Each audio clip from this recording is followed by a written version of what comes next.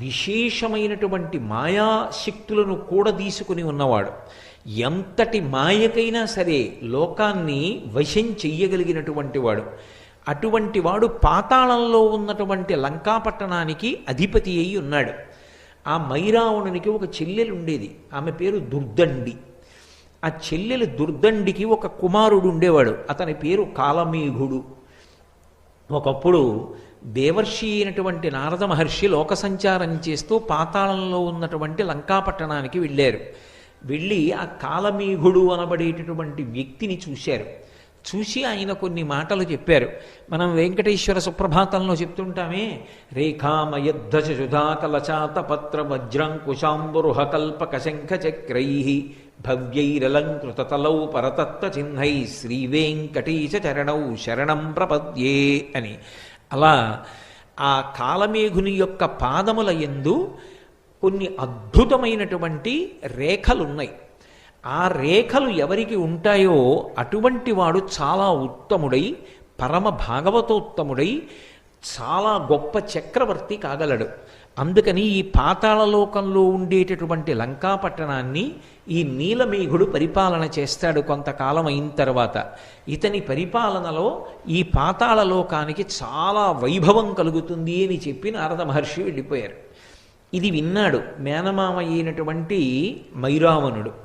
తన మేనల్లుడు ఆ నీలమేఘుడు ఎక్కడ చక్రవర్తి అవుతాడో, చాలా గొప్ప కీర్తి ప్రతిష్టలు తెచ్చుకుంటాడో, భగవద్భక్తుడై ప్రకాశిస్తాడో, ధర్మమునందు అనురక్తి కలిగిన వాడవుతాడోనని ఆయనని పెద్ద పెద్ద బరువైన ఇనప గొలుసులతో బంధించాడు.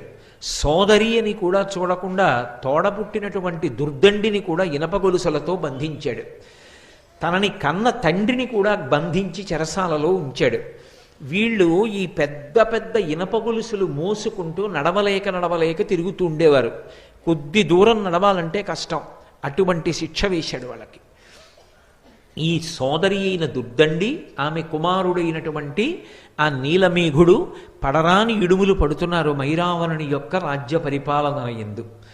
ఇలా ఉండగా ఒకప్పుడు రామచంద్రమూర్తి సముద్రానికి సేతువు కట్టి లంకాపట్టణాన్ని చేరుకుని సీతమ్మ తల్లిని తిరిగి పొందడం కోసమని రావణాసురుడితో యుద్ధం చేయడానికి సంకల్పించినటువంటి రోజులలో రామచంద్రమూర్తిని లక్ష్మణస్వామిని అపహరించి తీసుకుని వెళ్ళిపోయి కీడు తెలపెట్టడం తనకి సాధ్యం కావడం లేదని నిశ్చయానికి వచ్చినటువంటి దురాత్ముడైనటువంటి రావణాసురుడు తన బంధువు మేనమామ అయినటువంటి మైరావణుణ్ణి ఆశ్రయించి ఎలాగైనా సరే రామలక్ష్మణుల్ని అపహరించి తీసుకుని వెళ్ళి నిర్జించమని కోరాడు. ఆ రోజులలో స్వామి హనుమ తన యొక్క వాలము చేత, తోక చేత ఒక పెద్ద ప్రాకార నిర్మాణం చేస్తుండేవారు రాత్రివేళ. అందులో వానర సైన్యం అంతా పడుకునేది. ఆయన తన తోకనే ప్రాకారంగా పెట్టి ఉండేవారు. ఆ తోక దాటి వెళ్ళడం లోపలికి ఎవరికి సాధ్యమయ్యేది కాదు. ఈ వార్త మైరావణుడికి వెళ్ళింది, రామలక్ష్మణుల్ని అపహరించాలి. ఎలా అపహరించడం ఆలోచన చేశాడు. ఆయన దగ్గర సూచీముఖుడు అని ఒక రాక్షసుడు ఉండేవాడు. మేకు ఎలా ఉంటుందో ఆయన ముఖం అలా ఉంటుంది, అంత వాడి అయినటువంటి ముఖం. దానితో ఎంత పటిష్టమైనటువంటి ప్రాకారాన్నైనా సరే ఆయన బద్దలు కొట్టి రంధ్రం చేయగలడు. సూచీముఖుణ్ణి పిలిచి, నువ్వు హనుమ వాలంతో తయారు చేసినటువంటి ప్రాకారాన్ని భేదించి లోపలికి వెళ్ళి నీ మాయలు చూపించి రామలక్ష్మణుల్ని ఒక పెట్టెలో పెట్టి తీసుకురమ్మన్నాడు. సూచీముఖుడు వెళ్ళాడు. వెళ్ళి హనుమ యొక్క వాలం దాకా వెళ్ళి తన ముఖంతో ఆ వాల సంబంధ ప్రాకారాన్ని భేదించడానికి ప్రయత్నించాడు. ఆయన తోకలోంచి ఒక వెంట్రుక పైకొచ్చింది. ఆ వెంట్రుక సూచీముఖుని యొక్క ముఖానికి తగిలి ఆ ముఖం బద్దలైపోయి నెత్తురోడుతున్న ముఖంతో సూచీముఖుడు మైరావణుడి దగ్గరికి వెళ్ళాడు. వెళ్ళి, అయ్యా, హనుమ వాలమునకు ఉన్న ఒక తోక తగిలితే నా ముఖం పగిలిపోయింది, ఇక నేనేం భేదించగలను, నా వల్ల కాలేదన్నాడు. వెంటనే ఆయన మూషికముఖుడు అని పిలవబడేటటువంటి వేరొక రాక్షసుణ్ణి పిలిచాడు. ఆయన ఎలుక ముఖం ఉన్నవాడు. ఆయన కూడా ఎంత దుర్భేద్యమైన దానికైనా రంధ్రం చేయగలడు. నువ్వు వెళ్ళి రంధ్రం చేసి అపహరించమన్నాడు. వెంటనే ఆ మూషికముఖుడు బయలుదేరి వచ్చి హనుమ తోకని స్పృశించగానే ఆయన ముఖం కూడా బద్దలైపోయింది. అంతటి తేజోవంతమైన స్వరూపం. అందుకే హనుమ యొక్క మూర్తికి ఒక్క నమస్కారం చేస్తే చాలు, తరువుకొస్తున్నటువంటి దురితాలు ఉపద్రవాలు కూడా పక్కకి తొలగిపోతాయి అని చెప్తారు. మనకి రహదారుల వెంట ఎక్కడ చూసినా పూర్వం పెద్ద పెద్ద హనుమన్ మూర్తిని పెట్టి ఉంచేవారు. ఎందుకంటే అంతంత పెద్ద పెద్ద చెట్లని ఆశ్రయించి ఏ ఉగ్రభూతములుంటాయో ప్రయాణం చేస్తున్న వాళ్ళకి ప్రమాదాలు కలగకూడదని ప్రతి ఊరి వాళ్ళు కూడా ఊరి బయట రహదారి పక్కన హనుమన్మూర్తిని ఉంచి తమ ఊరు దాటి పక్క ఊరు వెళ్లే వరకు ప్రయాణికులకు ఇబ్బంది కలగకుండా క్షేమాన్ని ఆశించి తమ వంతు సహాయంగా హనుమన్మూర్తులను ప్రతిష్ఠ చేస్తూ ఉండేవారు. ఇప్పటికీ మీకు తూర్పుగోదావరి జిల్లా, పశ్చిమ గోదావరి జిల్లాల్లో కాలవ ఒడ్డున వెళ్ళిపోతుంటే ప్రతి ఊళ్ళో మొట్టమొదట స్వామి హనుమ యొక్క మూర్తి దర్శనం అవుతుంది. ఆయన కనపడ్డారు అంటే చాలు మనసుకి ప్రశాంతత. అటువంటి మహాద్భుతమూర్తి అయినటువంటి ఆ స్వామి యొక్క వాలానికి రంధ్రం చేయడానికి ప్రయత్నించాడు మూషికముఖుడు. ఆయన వాలమునకు తన ముఖం తగలగానే మూషికముఖుని యొక్క ముఖం కూడా బ్రద్దలైపోయింది. ఏడుస్తూ నెత్తురు కారుతూ మైరావణుడి దగ్గరికి వెళ్ళాడు.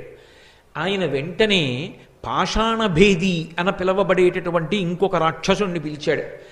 వజ్రాన్ని కూడా బదలగొట్టగలడు తన ముఖంతో.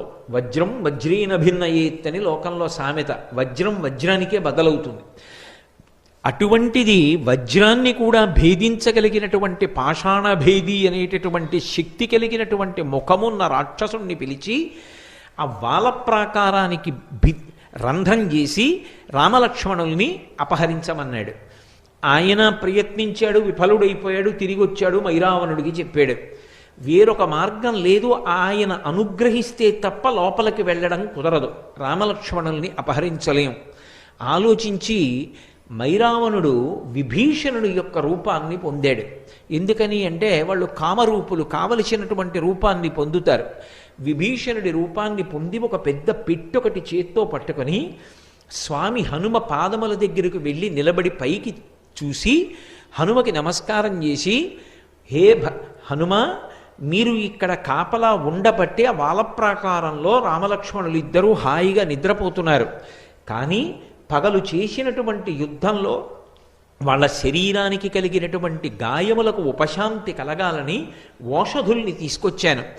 లోపలికి వెళ్ళి రామలక్ష్మణుల దర్శనం చేసి వాళ్ళు క్షేమంగానే ఉన్నారు అన్నది రూఢం చేసుకుని ఈ ఓషధులు ఇచ్చి వస్తాను, కొద్దిగా చోటు ఇవ్వవలసింది అని అడిగాడు. విభీషణుడు వచ్చాడు అన్న ఆలోచనతో రామలక్ష్మణుల యొక్క క్షేమాన్ని అపేక్షించేటటువంటి లక్షణమున్న హనుమ తన తొడల సందులో కొద్దిగా చోటు ఇచ్చాడు. ఆ తొడల సందులోంచి వెళ్ళిపోయాడు లోపలికి మైరావణుడు. వెళ్ళి తను తెచ్చినటువంటి ఓషధుల్ని పిండితే ఏ నిద్రపోతున్న వ్యక్తి అయినా మూర్ఛలోకి వెళ్ళిపోతారు. అటువంటి ఓషధుల్ని పిండాడు. రామలక్ష్మణులు ఇద్దరూ మూర్ఛలోకి వెళ్ళిపోయారు. ఇద్దరినీ పెట్టెలో పెట్టుకుని మూత వేసి మళ్ళీ బయటికి వచ్చేసాడు. లోపలికి వెళ్ళి చూశాను, రామలక్ష్మణులు నిద్రపోతున్నారు.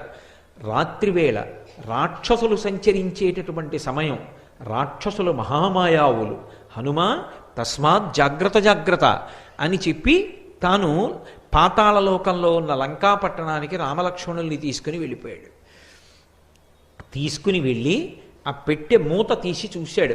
తాను పిండిన ఓషధుల యొక్క శక్తి చేత రామలక్ష్మణులు ఇద్దరూ మూర్ఛలో ఉన్నారు.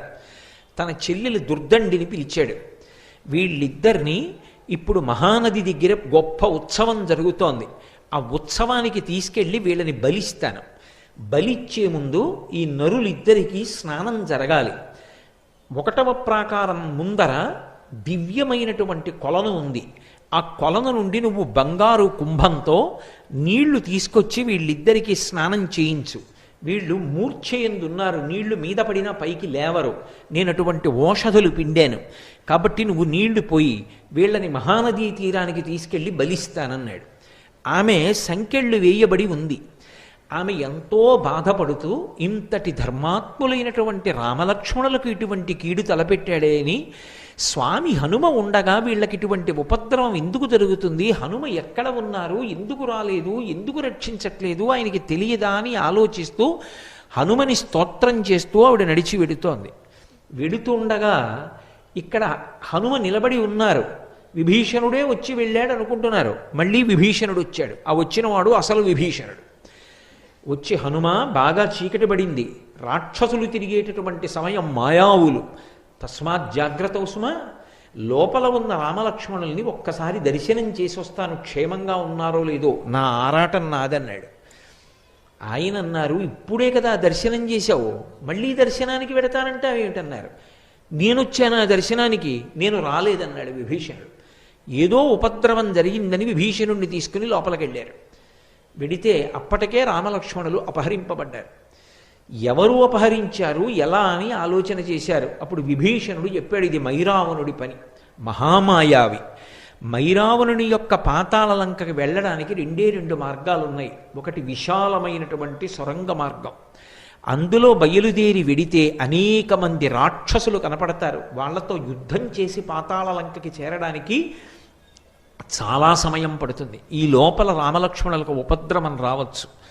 రెండవది, రావణాసురుని యొక్క అంతఃపురంలోంచి మార్గం ఉంది. అది తామరనాళం ఎలా ఉంటుందో అంత సన్నగా ఉంటుంది. అందులోంచి సూక్ష్మరూపుడవై వెళ్ళాలి. వెళ్ళిన తరువాత పాతాళలంక యొక్క బహిప్రదేశానికి చేరుకుంటావు. అక్కడ మొదటి ప్రాకారాన్ని దాటడం చాలా చాలా కష్టం, అసలు ప్రాకార ప్రవేశం చెయ్యలేరు. అటువంటి ఏర్పాట్లున్నాయని నేను విన్నాను, అక్కడ వరకే నాకు తెలుసు. అక్కడ ఏ పాటిని అలికిడి తెలిసినా ఏకకాలమునందు కోట్ల మంది రాక్షసులు వచ్చి మీద పడిపోతారు. జాగరూకుడవై వెంటనే బయలుదేరమన్నారు. మహానుభావుడు స్వామి హనుమ వెంటనే రామలక్ష్మణుల యందు ఉన్న భక్తి చేత ఆ నాళ మార్గం గుండా బయలుదేరి లోపలికి వెళ్ళారు. వెళ్ళేటప్పటికి తిన్నగా ఈ జలాశయం దగ్గరికి వెళ్ళారు. అక్కడ ఏడుస్తూ దుర్దండి కనపడింది. దుర్దండి అంటే మళ్ళీ మీరు జ్ఞాపకం తెచ్చుకోండి, ఆవిడ మైరావణుని యొక్క చెల్లెలు. అక్కడ ఒక పెద్ద శమీ వృక్షం ఉంది. లంకాపట్టణంలో అయితే శిశుపా వృక్షం, ఇక్కడ శమీ వృక్షం. శమీ వృక్షం మీదకెక్కి కూర్చున్నారు. కూర్చుని ఈమె ఎందుకు ఏడుస్తోంది అని పరిశీలించారు. ఆమె వెక్కుతూ పైకి అంటోంది, హనుమ ఏమయ్యారో, హనుమ ఎక్కడున్నారో, హనుమ ఉంటే రామలక్ష్మణులకు ఇటువంటి కీడు ఏర్పడదే అని. వెంటనే వచ్చి, అమ్మా నువ్వెవరు, స్వాంతన పొందు, నిజం చెప్పన్నారు, మైరావణుడే మాయావేషంలో వచ్చాడేమోనని దుర్దండి భయపడింది. కానీ హనుమ పలికినటువంటి స్వాంతన వచనముల చేత ఊరట పొందినటువంటి దుర్దండి తాను రామలక్ష్మణులకు నీటిని పట్టికెడుతున్నటువంటి విషయాన్ని, స్నానం చేయించిన తరువాత మైరావణుడు వాళ్ళిద్దరినీ మహానదీ తీరానికి తీసుకెళ్లి బలివ్వాలనుకుంటున్నటువంటి విశేషాన్ని చెప్పింది. నన్ను ఎలాగైనా మైరావణుడు ఉన్న అంతఃపుర ప్రాంతంలోకి ప్రవేశపెట్టగలవా అని అడిగారు. ఇక్కడ ఒక విశేషం ఉంది. అసలు మొదటి ప్రాకారంలోకి, పట్టణంలోకి ప్రవేశం చెయ్యాలి అంటే ఒక బిలమార్గం ఉంటుంది. ఆ బిలంలోంచి వెళ్ళాలి.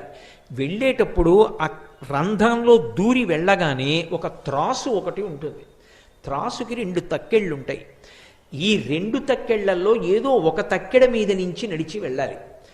అది మైరావణుడు పరమశివుడి గురించి గొప్ప తపస్సు చేసి పొందినటువంటి త్రాసు.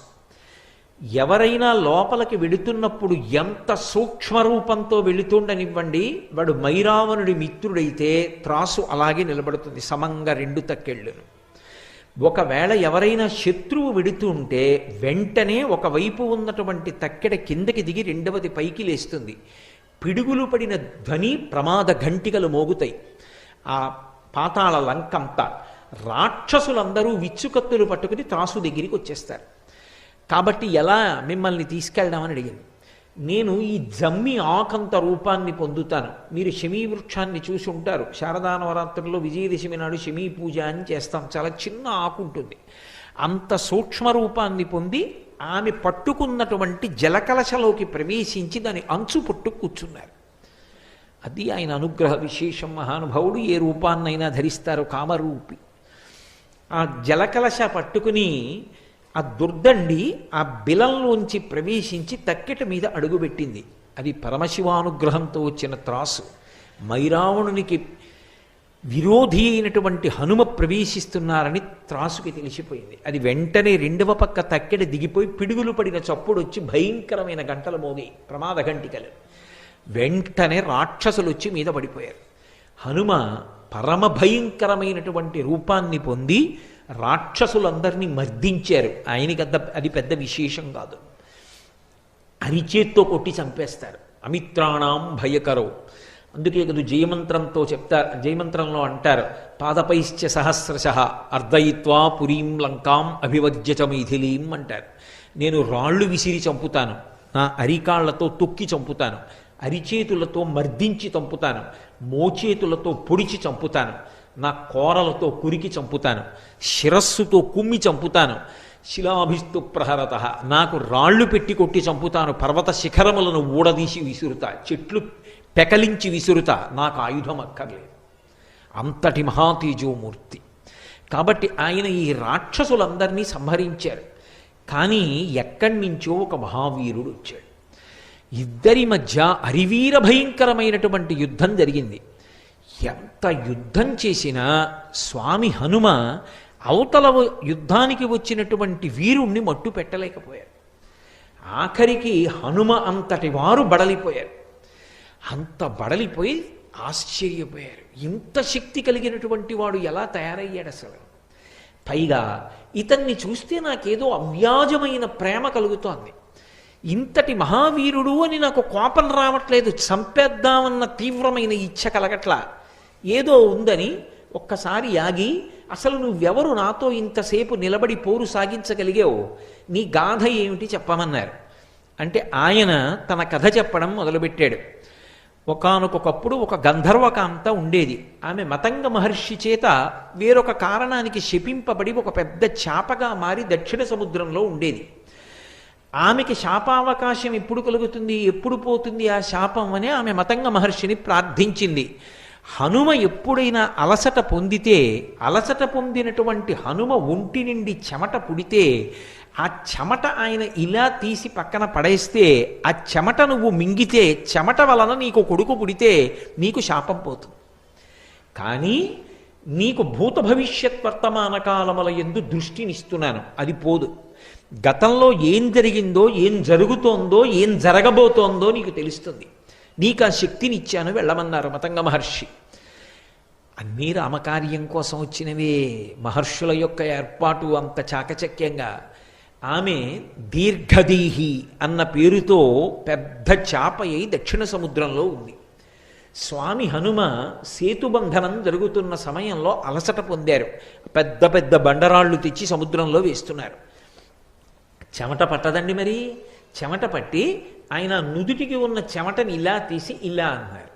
ఇలా అన్నప్పుడు దులపబడినటువంటి ఆ చెమట బిందువుల్ని దీర్ఘదేహి అయినటువంటి గంధర్వకాంత చాప రూపంలో ఉన్నది పెద్ద నోరు తెరిచి పట్టుకుని గుటుక్కుని మింగింది. అది మహర్షి యొక్క మాట. అది ఉత్తినే పోవడానికి వీల్లేదు. అలా పుడతారా అండి అంటే అది సామాన్య విశేషం. యోగి నోటి వెంట వచ్చిన మాట అబద్ధం అవడానికి వీల్లేదు. అది సత్యమై తీరాలి. ఈశ్వరుడు సత్యం చేస్తాడు. అందువల్ల ఆమె గర్భిణి అయింది. లోపల పిల్లవాడు పెరిగాడు. ఆ పిల్లవాడు పుట్టిన తర్వాత ఆమెకి శాప విమోచనం అయిపోయింది. ఆమె ఆ పిల్లవాడికి మత్స్యవల్లభుడు అని పేరు పెట్టింది. నాయనా, నువ్వు హనుమ యొక్క కుమారుడివి, నేను గంధర్వకాంతని. శాపం చేత ఇలా వచ్చాను. నువ్వు పరమ దుర్మార్గుడైనటువంటి మైరావణుణ్ణి సేవిస్తూ ఉండు. దానివలన నీకొక ప్రయోజనం కలుగుతుంది. నీ తండ్రి దర్శనమవుతుంది. ఒకానొక నాడు నీ తండ్రికి ఉపకారం చెయ్యగలుగుతావు. ఆయన అత్యంత ఒత్తిడిలో వస్తాడు. వచ్చినప్పుడు నువ్వు ఉపకారం చేస్తావు. అక్కడ ఉండమంది.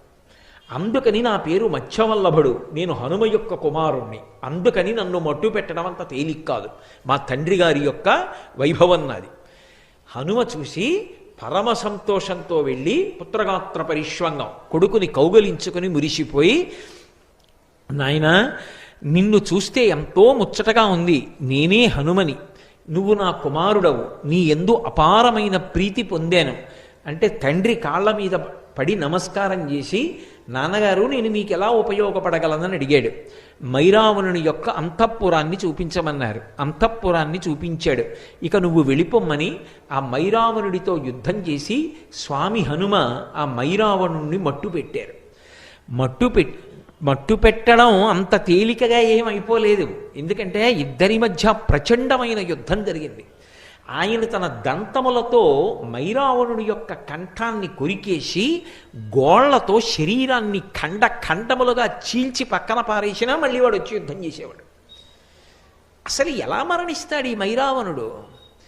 ఏం చేసినా మళ్ళీ బ్రతుకుతున్నాడు. తెల్లబోయారు హనుమ. అప్పుడు దుర్దండి చెప్పింది, శరీరాన్ని ఎంత హింస పెట్టినా మరణించాడు. ఆయన మరణించాలి అంటే ఒకే ఒక్క కారణానికి మరణిస్తాడు. అదిగో మీరు యుద్ధం చేస్తున్న చోట మధ్యలో ఒక రాయి ఉంది. ఆ రాతిని హనుమ మీరు మీ కాలుతో తన్నండి. ఆ కింద చిన్న బిల ఉంది. ఆ బిలంలోంచి 5 తుమ్మెదలు పైకొస్తాయి. ఇతని పంచప్రాణాలు తుమ్మెదల్లో ఉన్నాయి. అవి ఎగురుతున్నంత కాలం ఇతను మరణించడు. ఆ 5 తుమ్మెదల్ని మీ పాదంతో నొక్కేయండి. నొక్కేస్తే ఇతని పంచప్రాణములు పోయి శరీరాన్ని విడిచిపెట్టేస్తాడు. వెంటనే ఏడ్చాడు మైరావణుడు. చెల్లెలా, నా తోడబుట్టిన దానివి, నా ప్రాణాలు ఎక్కడున్నాయో చెప్పేస్తావా హనుమకని. ఏమి నువ్వు ధర్మం తప్పలా? ధర్మాత్ముడు భక్తితత్పరుడు అయి ఈ రాజ్యమును పరిపాలించవలసినటువంటి నా కుమారుణ్ణి తీసుకెళ్ళి నిష్కారణంగా నిర్బంధించి, నన్ను నిర్బంధించి నువ్వు రాజ్య పరిపాలన చేస్తూ ఇవాళ మమ్మల్ని ఇంత కష్టపెట్టినటువంటి వాడివి, నువ్వు మరణించవలసినటువంటి అవసరం కూడా ఉంది. అందుకే మీ ప్రాణములు ఎక్కడున్నాయో చెప్పానంది. ఇక తను మరణిస్తానని తెలిసిపోయింది మైరావణుడికి.